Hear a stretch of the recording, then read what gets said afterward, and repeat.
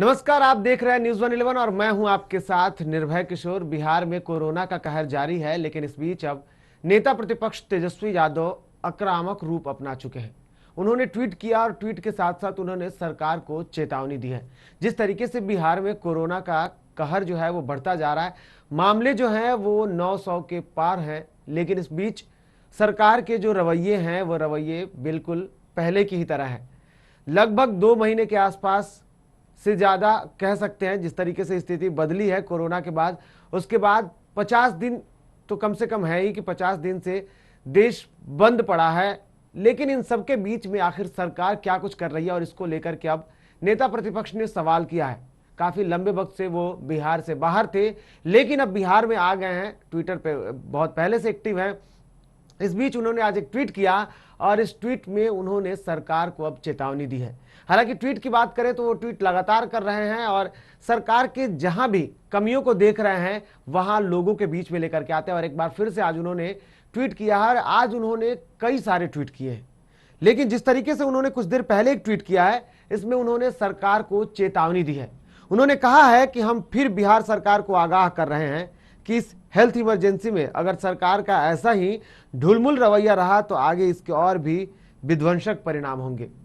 उन्होंने कहा कि आखिर 2 महीने की तालाबंदी में सरकार ने स्वास्थ्य व्यवस्था को सुदृढ़ करने के लिए क्या क्या कदम उठाए, ये जानने का हक हम सभी बिहारियों को है।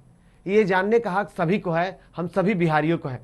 इसके साथ साथ उन्होंने लगातार कई सारे ट्वीट किए और इस ट्वीट में उन्होंने सरकार की व्यवस्था, साथ ही साथ उन्होंने जो सरकार के साथ कुछ दिन पहले जो वीडियो कॉन्फ्रेंसिंग हुई थी उन सारी बातों की उन्होंने आज जिक्र किए हैं। और इसमें उन्होंने सरकार को कुछ काम के जो पहले उन्होंने सरकार को आगाह किए थे उसके लिए उन्होंने बात बताई है। इसके अलावा उन्होंने ट्वीट किया और उन्होंने अगली जो ट्वीट था उसमें उन्होंने लिखा था कि मैं फिर से दोहराऊंगा कि सरकार टेस्ट, आइसोलेट, ट्रीट और ट्रेस की जो प्रक्रिया है को केंद्रित करके युद्ध स्तर पर अविलंब स्वास्थ्य सुविधाओं को बढ़ाए ताकि हम इस अदृश्य दुश्मन को हरा पाएंगे, तभी प्रदेश कोरोना मुक्त होगा।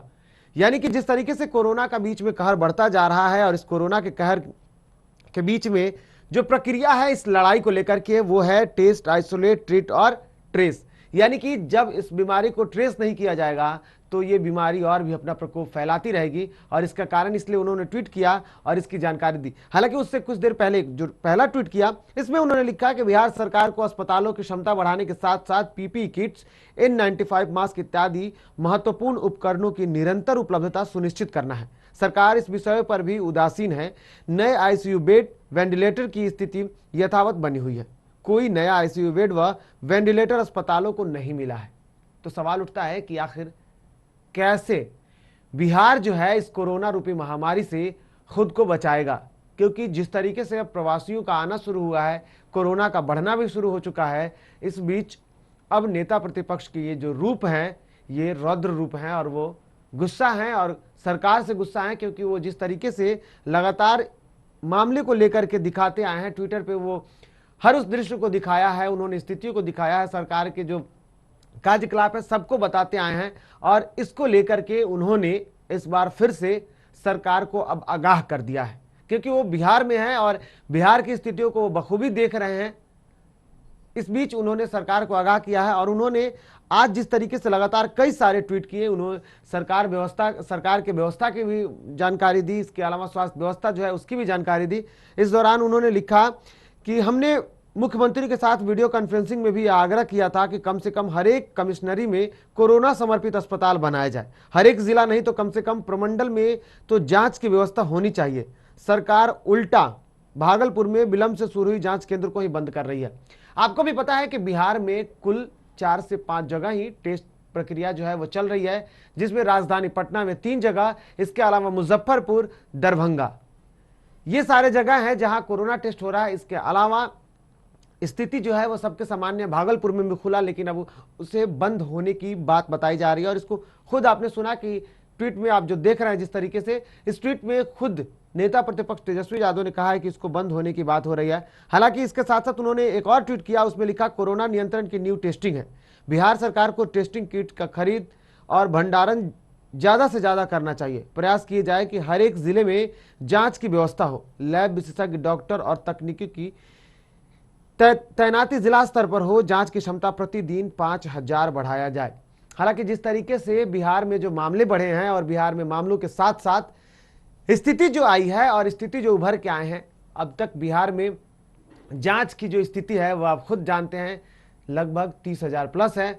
लेकिन कोरोना का कहर जो है वो बढ़ता जा रहा है। अब जांच प्रक्रिया अगर तेज नहीं हुई तो जाहिर सी बात है कि बिहार के जो स्थिति है वो खराब हो जाएगी। और बिहार में जो स्वास्थ्य व्यवस्था है वो भी सब जानते हैं कि किस तरीके से है। ना ही वेंटिलेटर की बेहतर व्यवस्था है, ना ही आईसीयू की संख्या ज़्यादा है।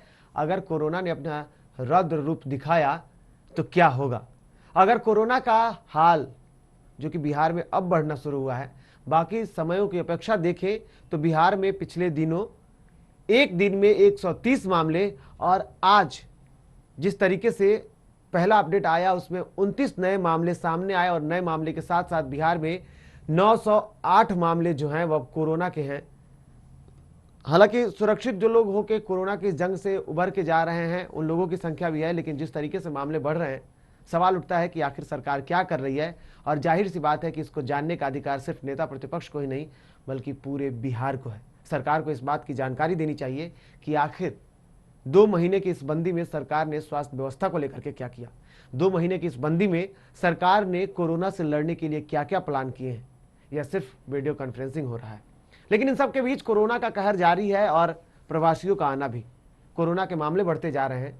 न्यूज़ 11 आपसे अपील करता है कि स्वस्थ रहें, सुरक्षित रहें और इस महामारी में खुद को बचाने के लिए हर उस प्रक्रिया को अपनाएं जो आपके लिए जरूरी है।